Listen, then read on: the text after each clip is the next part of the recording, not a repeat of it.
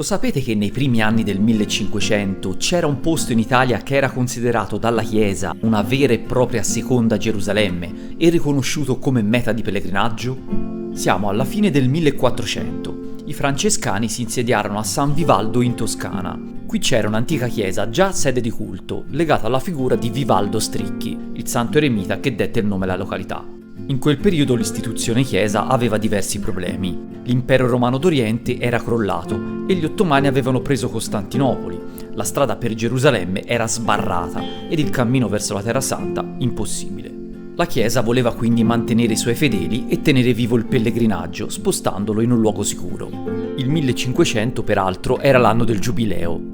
Un anno di pellegrinaggio in cui non si può fare il pellegrinaggio, quindi questo mette ulteriormente in difficoltà la Chiesa, che è in una situazione di rinascimento, quindi nuove idee, la scienza che prende piede, quindi le persone cominciano a uscire un po' dal seminato classico. C'è bisogno di recuperarli e il pellegrinaggio è l'elemento più potente per tenere viva la fede. Così tra questi boschi secolari, due francescani, fra Tommaso da Firenze e fra Cherubino Conzi, ebbero l'idea di progettare un'opera che è tuttora unica a livello mondiale, un complesso che è una vera riproduzione di Gerusalemme. Fu costruito dapprima il convento e successivamente dal 1500 un insieme di 34 cappelle, delle quali oggi ne possiamo ammirare 18. Fra Tommaso si affidò per la realizzazione del complesso quasi esclusivamente alla sua esperienza, dovuta anche a viaggi in Oriente ed in Terra Santa. Il francescano, studiando la topografia di questi luoghi, pensò di poter modellare tra questi colli l'intera Gerusalemme attraverso il percorso delle cappelle. Il frate scelse il luogo con estrema accuratezza, adattando l'orientamento astronomico a quello di Gerusalemme e non a quello locale. Questa Gerusalemme viene costruita ad hoc proprio per accogliere tutti quei pellegrini che, non potendo andare a Gerusalemme, si riverseranno qua. Quindi tutto questo luogo è fatto come a Gerusalemme. Le posizioni, i contenuti di ogni cappella è come se fossero i luoghi di culto della città santa. Quello che fa sì che le persone, dopo la costruzione avvenuta nel 1515, decidano di venire qua è ad opera del Leone, di Leone X, il Papa dei Medici, che pubblica una breve, quindi un documento ufficiale in cui invita tutti a venire qua a visitare come un vero pellegrinaggio ufficiale in cambio di indulgenze. Quindi, a seconda di quale cappella, a seconda di quante, più o meno indulgenze. Questo, spinge le persone più erudite come persone del piccolo popolo a venire a prendersi delle indulgenze gratis. Questo non era poco. Un percorso suggestivo, costellato da pregevoli opere della scuola dei Della Robbia, tra i più importanti scultori dell'epoca, e che si snoda secondo un itinerario narrativo che racconta la vita e la passione di Cristo.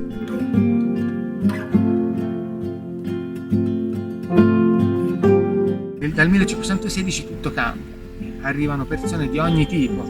Per questo motivo i francescani, che sono legati alle persone semplici, vogliono che i presepi e le rappresentazioni all'interno di ogni cappella siano comprensibili e fruibili a tutti, quindi sia persone erudite ma sia persone che semplicemente hanno ascoltato alcune storie del Vangelo o sentito qualcosa durante le funzioni religiose. Un percorso quindi per tutti, grazie anche a degli escamotage stilistici utilizzati nelle opere per riconoscere i personaggi principali raffigurati. Ad esempio Giuda, attraverso questo simbolo, cioè delle 30 monete, che tutti conoscevano la storia delle 30 monete che Giuda prende per tradire Gesù, Giuda era subito individuabile.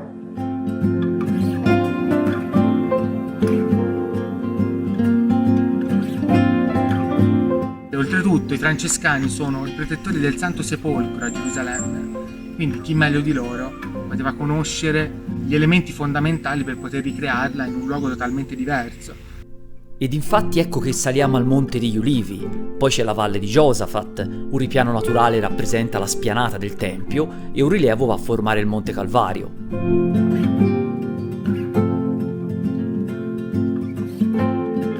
Questi pellegrini si trovano in mezzo alla decisione da Gesù di là e il popolo di là. Quindi emozionante, ci pensate. E calpestando questo litostros, che è il luogo sacro, il luogo di Gerusalemme, dove è stato ufficialmente condannato a morte Gesù. Crocifiggetelo permetteva alle persone che sapevano leggere di avere un'idea di cosa stessero urlando, anche di quale fosse l'argomento, non lo sapevano. questo presepe, cioè la crocifissione di Gesù. Proprio la scelta stilistica, sembra una pista teatrale, sembra quasi da teatro.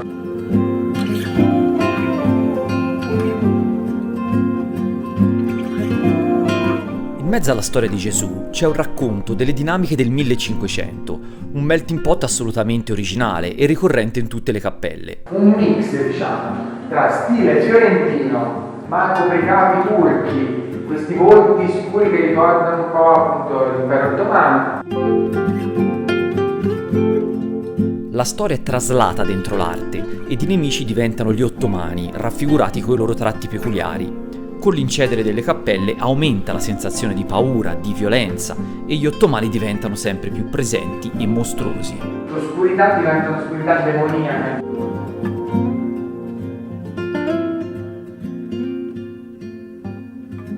Piccoli gesti raccontano una storia. San Pietro che si vergogna un po', è imbarazzato che il suo maestro gli lavi i piedi.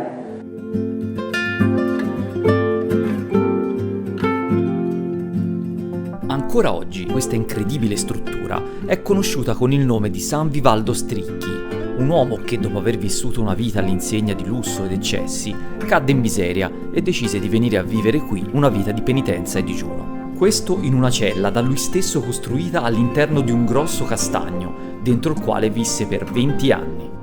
Nel 1325, nel luogo dove fu ritrovato morto, fu eretta una cappella a suo nome, successivamente un romitorio, fino al 1355, quando venne edificata la chiesa che possiamo ancora oggi ammirare.